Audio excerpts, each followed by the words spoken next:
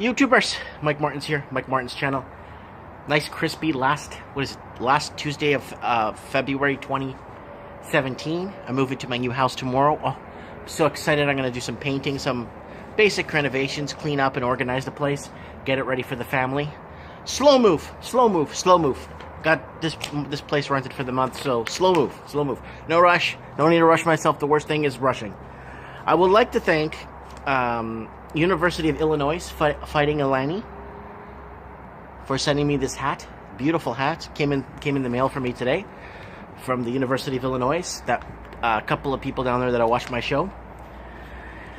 Watched my Portuguese channel actually. That sent me this. Anyways, thanks for the hat, and let's continue here. I got this really good one. It's called Top 10 Reasons Canada Needs a National Housing Plan. It's a really good one. A housing plan. Hey, that's an idea. Let's get a car for our alarm after our car gets stolen. Let's get a home alarm after someone breaks in and steals $200,000 worth of merchandise and stuff. Yeah, get the alarm after the house gets broken into. That's fantastic. That's kind of what's happening in the housing market. In the midst of the world's seamlessly catastrophic political turn of late, you may have missed the growing activity about national housing strategy. About 30 years ago, the federal government walked away from the business of making sure Canadians were housed. Well, that's a good idea. And we are alone among the G20 countries in not having a national strategy. Go figure. Given the tenor of hate and division that surrounds us, here's an invitation to focus on something positive and something achievable, something that will bring benefit communities across the country and build better health outcomes for all Canadians. So here's a top 10 list why you should help make national housing a strategy reality. So I keep telling you guys, get out there, get your cameras, talk, voice. There's nothing wrong. This is the biggest topic, and I've said this and I'm going to keep saying this, in every single English-speaking country in the world. Australia, New Zealand, England, London, Ireland, England, Ireland, Wales, minus the United States, Canada, like all the English-speaking countries are facing this problem because of free market. Watch my free market video below so you get an idea what I mean. Free market's killing us. Anyways, top 10. Number 1, you believe in dignity, not just for yourself, but for your neighbors as well. More than ever, it's important to speak up about things that matter the most and that change that you want to see in the world. Number 2, people across the country are supporting the National Housing Collaborative. The goal is simple. All Canadians have access to housing that meets their needs and that they could afford. Are you in? Number 3, 235,000 Canadians will experience homelessness sometime this year. Of those, 64,500 will be women fleeing violence who will end up in shelters. Imagine how hard it is to leave your home in order to save your life and know where to go.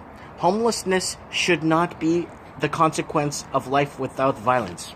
That's a really good one. Number 4, 20% of Canada's homeless population is made up of young people. It is. It's really young people. And that's why I'm leaving the city.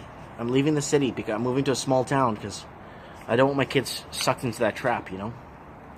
Thousands of them on the streets every night, apart from being an epic long-term planning fail.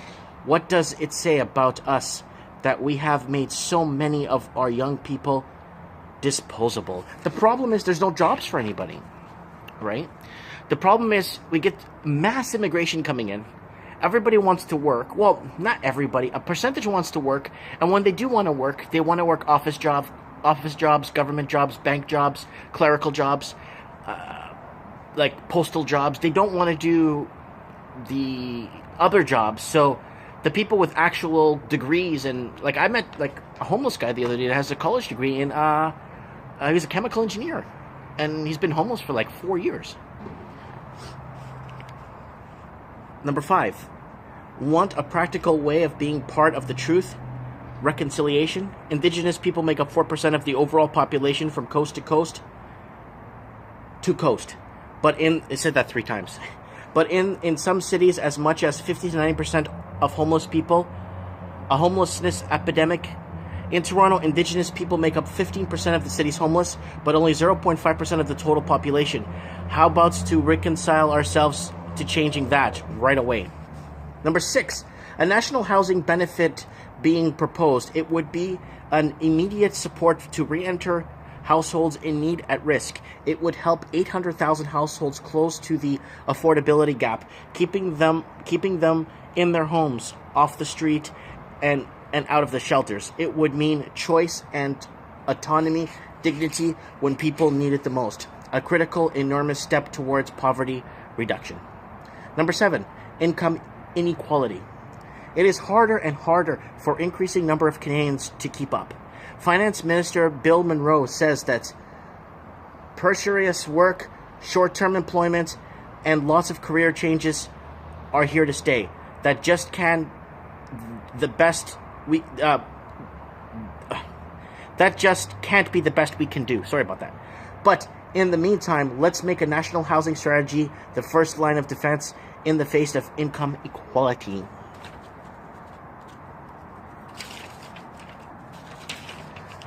Number 8, knowing resources are limited, we should make the best investments possible. Yet we spend $7 billion on homelessness in shelters, chronic health disasters, and other related costs.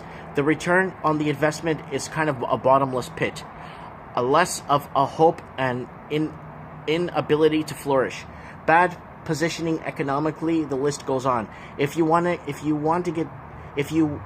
get what you pay for, why are you paying for homelessness instead of investing in housing for people? Yeah, imagine all these problems that they're having and stuff that surround the homelessness situation. Well, imagine they just built houses every time something happened. They just built more houses. Let's be creative. The federal government, number 9.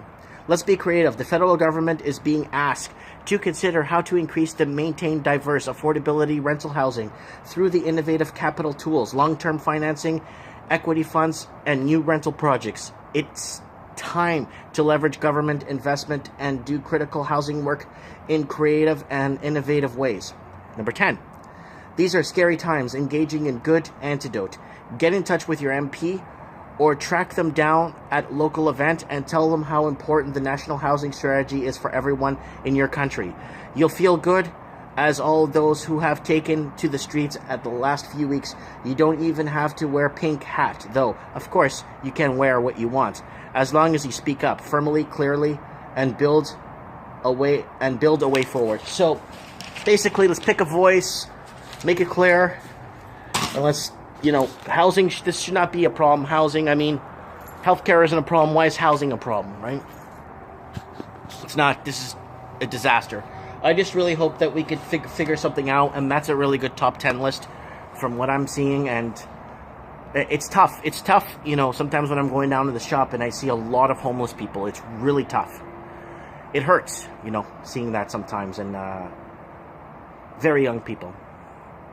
Young, I'm talking about like 15, 16, 17, 18, 19, 20, 21, just there. Like 25 now, the age of 25 now, in 2017, is considered still a youngster in 2017. 25 is still considered a youngster.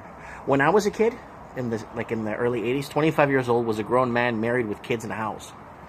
Now things have changed so much, right? 25 now, is still considered underage. Not technically, not on paper, but in a way you're still considered young at 25 nowadays. So anyways, I wanted to put this out there. Let me know what you guys think. Yeah, things are getting really bad, and now with the increase and influx of immigration coming into Canada, starting tomorrow, February 1st, I don't know what's going to happen. I don't know what.